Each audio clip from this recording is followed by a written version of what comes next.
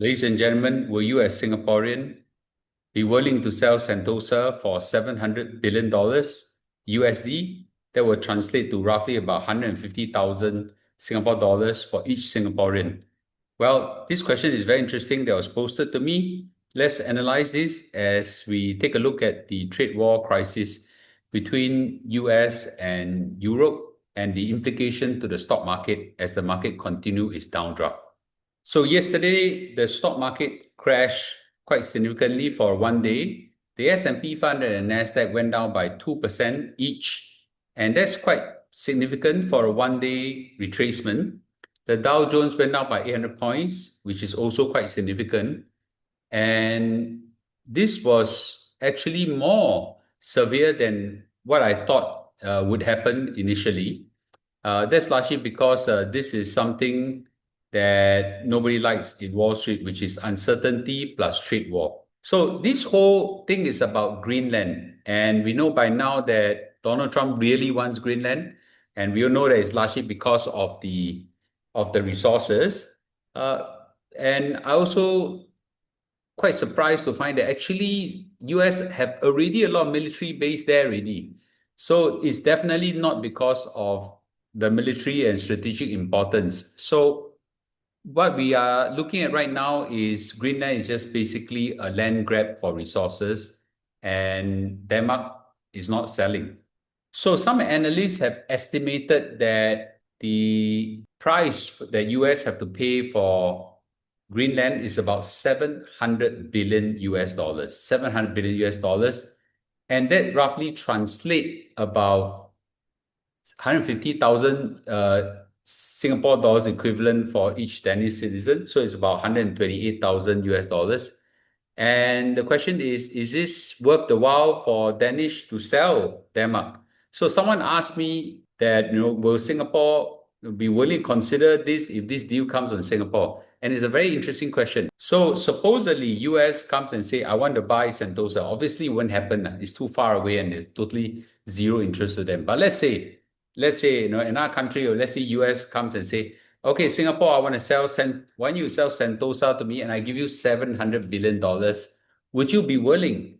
Well, $700 billion is roughly about 150,000 Singapore dollars per Singaporean. And the optics looks very attractive to some people. Surprisingly, the population of Denmark is roughly the same as population of Singapore, and the GDP of Denmark, although lower, but not very far away from Singapore as well. So in that sense, there's some apple-to-apple comparison in terms of wealth level and population size. So the question right now is, if this deal lands in Singapore, will you Singaporean be willing to give up Sentosa for 150,000 Singapore dollars each? So I think the answer clearly will be a no for most people, because sovereignty is not for sale. Or is it? So, well, for Denmark, they have got Greenland for a few hundred years, and I think there is some kind of a connection with them in many ways. So I think they are definitely not willing to give. Just to put in context, Singapore in history, 1958, has ever transferred Christmas Island, island that is very far away from Singapore to Australia. And there was a compensation of 20 million Malaysian dollar. I don't know what's the equivalent today. And I think the decision maker then was more the British rather than Singapore. So, well, but this thing has kind of happened even in Singapore before. Of course, $20 million then, I don't know how much is it worth today's terms. And Christmas Island, I'm not too sure what's the worth. I understand there's some minerals there as well called phosphate and things like that. Anyway, but things like this do happen in reality over the history. So regardless of what the hypothetical situation is, I think most countries will not give up their sovereignty for any price. Okay, I think it is very clear that Denmark right now is pushing back, and the whole of Europe is assembling behind them. If this thing ever comes to Singapore, we will clearly say no. Yeah, we'll clearly say no. So that's how we should understand why is it such an emotional topic. And right now, Europe is pushing back in a big way. So Emmanuel Macron basically said, no, we prefer to respect, okay, than to give in to bullies, okay? So they prefer the rule of law than to brutality. So it's basically a firm position against Donald Trump. And very interestingly, as all the Europeans are up on arms, this is where a hint will come, and this is relevant to our stock market. This is where Scott Bessent actually said, sit back, take a deep breath, do not retaliate. The president will be here tomorrow, okay, and he will get his message across. Now, the last time he said that, President Donald Trump actually has already given the Liberation Day full tariff, and that got a lot of people very upset. And Scott Bessent basically tell everybody, hey, chill, don't retaliate. The minute you retaliate, things will get worse. Come, let's talk. And then things actually got better. So my guess is this is Trump's usual way of doing, right? Just send a nuclear bomb over, get everybody very upset. Then he negotiates somewhere in between. Maybe he's trying to do that, okay? He's very difficult to predict, but maybe he's trying to do that. But clearly, Scott Bessent, when he says this, is basically saying, okay, no, Trump is likely to chill, so you all don't get kanchong. So therefore, the whole stock market futures right now seems to be reacting to his statement. Basically, the whole stock market now is kind of flattish, maybe even slightly up. So we shall see whether tonight the stock market will plunge again. My guess is Trump is going to likely to taco again. Trump always chicken out. Right? He's just doing this strategic unpredictability of volatility. And Howard Lunick actually also, and Jamieson Gear, which is the trade representative of US, basically have said this also. Any country, when countries follow my advice, they tend to do okay. When they don't, crazy things happen. Basically, it's just telling them don't react.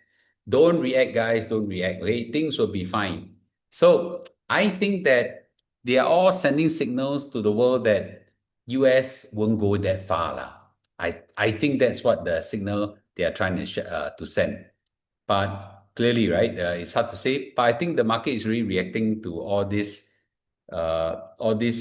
representative of Trump already.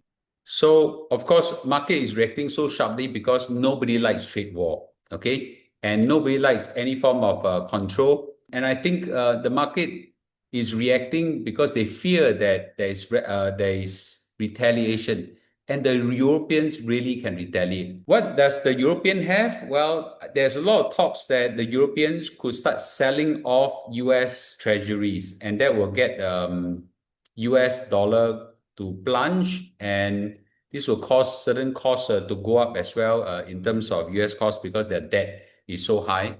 So they could do that, but in the process of doing that, they'll hurt themselves as well. So I don't think they will do it, but they are clearly threatening to do something quite drastic, and hopefully Trump will take their threat seriously as well. So let's go back to how Trump, the market, and all the taco effect will happen. So whenever the stock market falls significantly, straight away Trump, eventually will soften his stance, and then start to increase negotiation between the warring parties, and then the stock market recovers, right? So because Trump views his KPI as one of KPI as the stock market performance, so most likely, okay, he will not let the stock market go down by too much. So at this juncture, a lot of people are trying to predict the stock market. I'll just say this, there is no point predicting, right? Because it's unpredictable.